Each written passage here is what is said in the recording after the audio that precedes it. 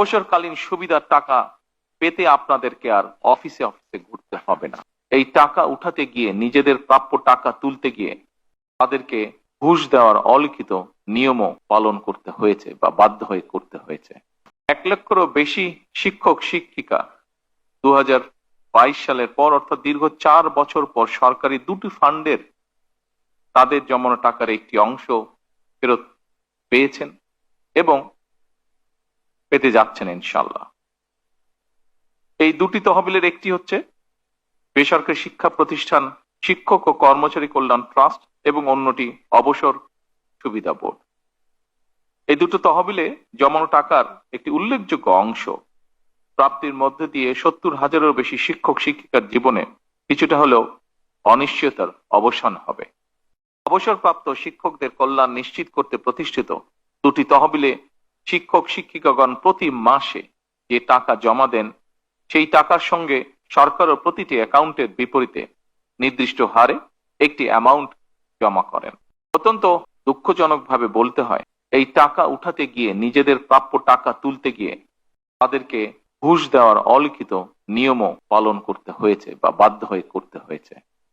আজ আমরা শিক্ষক শিক্ষিকাদের কোন রকম ভোগান্তি ছাড়াই অনলাইনে তাদের প্রাপ্য টাকা যার যার ব্যাংক অ্যাকাউন্টে পাঠিয়ে দিতে সক্ষম হই। তার জন্য আমি আল্লাহ রাব্বুল আলামিনের দরবারে হাজারো শুকরিয়া আদায় করছি। শিক্ষক সমাজ যারা নীতি নৈতিকতা আর আদর্শের বাণী শিখে লাখো কোটি শিক্ষার্থীদের বড় করে তুলেন, তাদেরকেই যদি ঘুষ দিয়ে টাকা তুলতে হয় কিংবা অফিসে অফিসে ঘুরে ভোগান্তি পোহাতে হয়, আমি মনে করি সেটি শুধু শিক্ষকদের হয়রানি নয়, বরং জাতি হিসাবে আমাদের হীনতাই প্রকাশ পায়। ফ্যাসিবাদী চক্রের লুটপাটের কারণে অবসরপ্রাপ্ত শিক্ষক শিক্ষিকাগণ 2022 সাল থেকে এই তহবিল হতে কোনো টাকাই পান। বর্তমান সরকার রাষ্ট্র পরিচালনার দায়িত্বে আসার পর অবসরপ্রাপ্ত শিক্ষক শিক্ষিকাদেরকে অবসরকালীন সুবিধার টাকা দেওয়ার সিদ্ধান্ত গ্রহণ করে, কিন্তু দেখা যায় এই ফান্ডে পর্যাপ্ত অর্থের সংস্থান নেই। ফলে অবসরপ্রাপ্ত 70,000-এরও বেশি শিক্ষক শিক্ষিকাদের দুরবস্থার কথা চিন্তা করে সরকারকে বিশেষ ব্যবস্থাপনায় আজ অবসরপ্রাপ্ত শিক্ষকদের টাকা পরিশোধ করতে হয়েছে। আমি আজ এই অনুষ্ঠানে একটি কথা তুলে ধরতে চাই।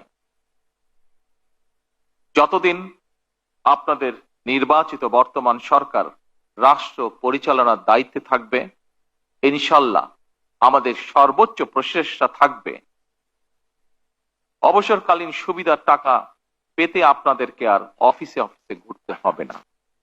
আমাদের সর্বোচ্চ চেষ্টা থাকবে ইনশাআল্লাহ আর কোনো ভোগান্তি আপনাদেরকে পোহাতে হবে না। এই সংক্রান্ত বিষয় আমাদের সর্বোচ্চ চেষ্টা থাকবে ইনশাআল্লাহ আর কোনো মধ্যস্বত্ব ভোগীর যন্ত্রণা এই বিষয়ে আপনাদেরকে ভোগ করতে হবে না ইনশাআল্লাহ। আগামী দিনগুলোতে যথাসময়ে অনলাইনে আপনাদের প্রাপ্য টাকা কোনো ভোগান্তি ছাড়াই আপনাদের অ্যাকাউন্টে যাতে পৌঁছে যায়, আমাদের সর্বোচ্চ থাকবে এটি ইনশাআল্লাহ।